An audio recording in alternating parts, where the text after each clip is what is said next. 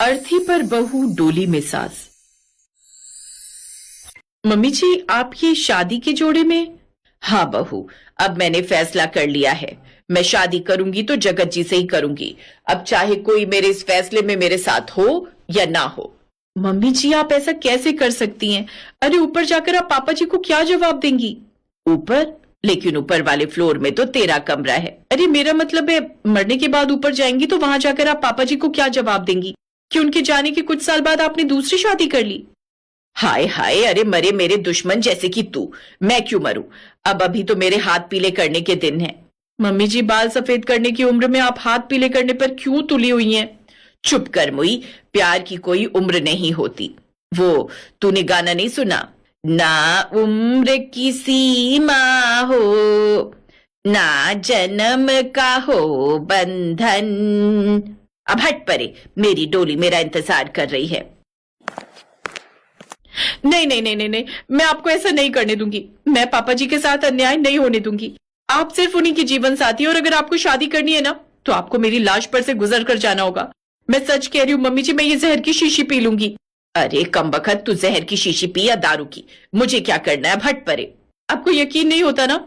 ये देखो, मैंने शीशी का ढक्कन खोल दिया है मम्मी जी। अभी भी वक्त है, मुझे रोक लो, नहीं तो ऐसा ना हो कि आप तो सुहागिन हो जाओ लेकिन आपका बेटा विधवा हो जाए। नालायक, उसे विधुर कहते हैं। इतना भी नहीं पता? मुझे तो पहले ही डाउट था तूने पक्का चीटिंग करके ग्रेजुएशन की होगी। मम्मी जी, मैं सच कह रही हूँ, मैं ये जहर पी लूंगी। अभी भी वक्त है, अपना फैसला बदल दो। फैसला तो नहीं बदलूंगी, अब जल्दी पी और फटाफट मर। क्यों मेरा मेकअप उतरवाने पर लगी हुई है? एक तो वैसे इतनी महंगी आर्टिस्ट बुलवाई थी, मुझे 20,000 ले गई। ठीक है, तो आप ऐसे नहीं मानेंगी। स्वाति जहर की पूरी शीशी पी लेती है और उसकी वहीं पर मौत हो जाती है। सास उसकी लाश के ऊपर से टाप कर बाहर खड़ी अपनी डोली में बैठ जाती है। अब एक तरफ सास की डोली और दूसरी तरफ बहू की अर्थी चलती है। रमोला देवी तो बड़े मजे से डोली में बैठे बैठे गाना गुनगुनाती है। पालकी में होकर सवार चली रे, मैं तो अपने साजन के द्वार चली रे।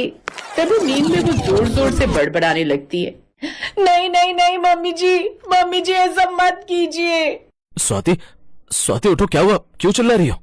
ओह गॉड, कितना बुरा सपना था दीपक। अर्थी पर बहू, डोली में सास। उफ, ये माँ जी का फैसला ना कहीं सच में मुझे हार्ट अटैक ना दे दे।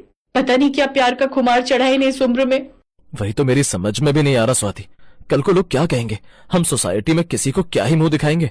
दरअसल ये कहानी है मित्तल परिवार की, जिसमें स्वाति अपने पति दीपक, 2 बच्चों बेटे अथर्व और बेटी महिका जो कि ट्विंस थे और कॉलेज में साथ पढ़ते थे, और एक बूढ़ी सास रमोला के साथ रहती थी।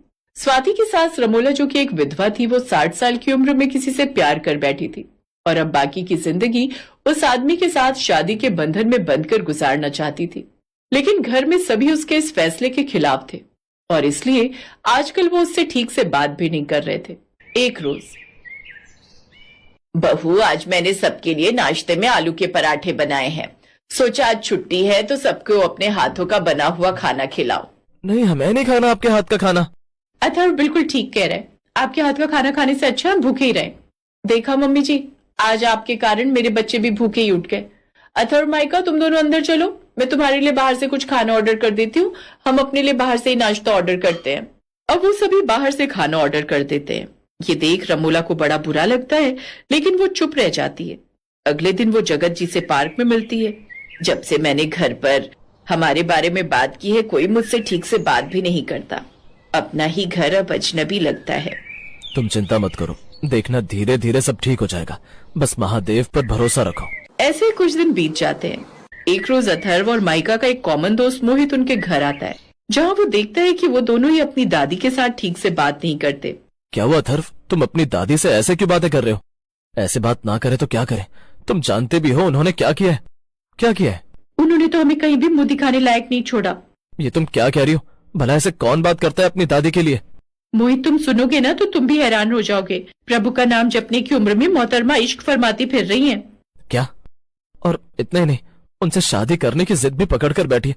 अब तू ही बता, ऐसे क्या भला ठीक रहेगा? बस इतनी सी बात। मोहित, तुझे ये सब इतनी सी बात लग रही है? अरे पता भी है सोसाइटी में हमारी कितनी इंसल्ट होगी, लोग क्या कहेंगे हमारे बारे में। कम ऑन अथर्व, तुम 21वीं सदी में रहते हो, और तुम अच्छे से जानते हो प्यार की कोई एज डिफाइन नहीं हुई है। और सच कहूं तो मेरी दादी को भी किसी और से प्यार हो गया था और हम सबने तो हंसी खुशी उनकी शादी उस आदमी से करवा दी। अब तो वो हमारे सामने वाले फ्लैट में ही अपने पति के साथ रहती हैं और जब भी उन्हें हमारी या हमें उनकी जरूरत हो तो हम एक दूसरे के लिए खड़े रहते हैं। देखो अथर्व महिका, मैं बस ये कहना चाहता हूँ कि अगर वो जिंदगी के आखिरी पड़ाव में अपने लिए जीना चाहती हैं तो उन्हें जीने दो। अब उन दोनों को ये बात समझ आ जाती है। अब वो रात को अपनी दादी के कमरे में जाते हैं जहां वो अपने पति की तस्वीर को निहार रही थी और उनकी आंखों में आंसू थे। माहिका ने उनके कंधे पर हाथ रखा। दादी माँ। तभी रमोला के मन में छिपा दर्द जैसे शब्दों के साथ बहने लगा। पता है बच्चों, जब मैं शादी कर इस घर में आई तो मेरी सास की तबीयत काफी खराब रहती थी, इसलिए शादी के अगले दिन से ही इस घर की जिम्मेदारियां मेरे ऊपर आ गई और तुम्हारी उम्र से मैं अपने ससुराल की जिम्मेदारियां संभालने लगी।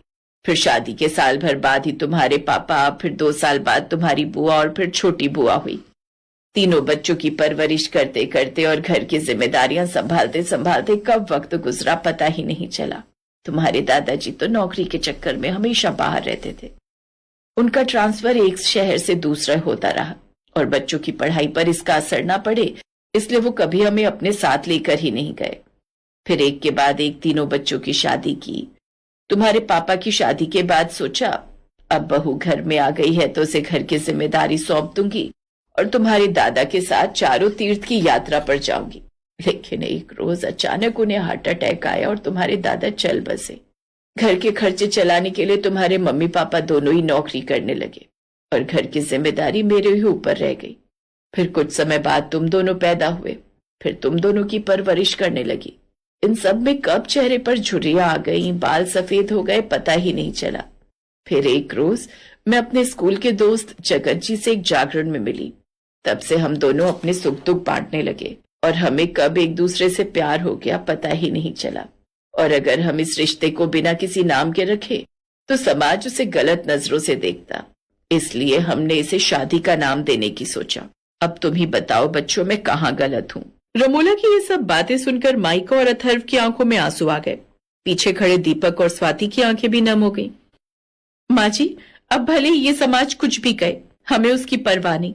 अब तो मेरी सासू माँ दुल्हनिया बनेंगी और मैं शायद इस दुनिया की पहली बहू होंगी जो अपनी सास को दुल्हन के रूप में सजाएगी। हाँ माँ, अब तो हम खुद आपकी शादी उनसे करवाएंगे। अथर्व बेटा, मेरी माँ के जीवन में बड़े सालों बाद खुशियां आने वाली हैं। अब उन्हें किसी भी तरह की तकलीफ नहीं होनी चाहिए। फिर 2 दिन बाद बहू ने अपने हाथों से सास को दुल्हन के रूप में तैयार किया। फिर रमोला ने बहू को गले लगा लिया।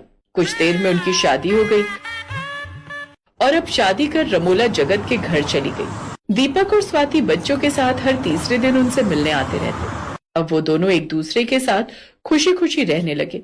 बुढ़ापा सिर्फ इंतजार नहीं बल्कि अपने दिल की सुनने का नाम भी है और प्यार वो उम्र नहीं देखता, बस साहस मांग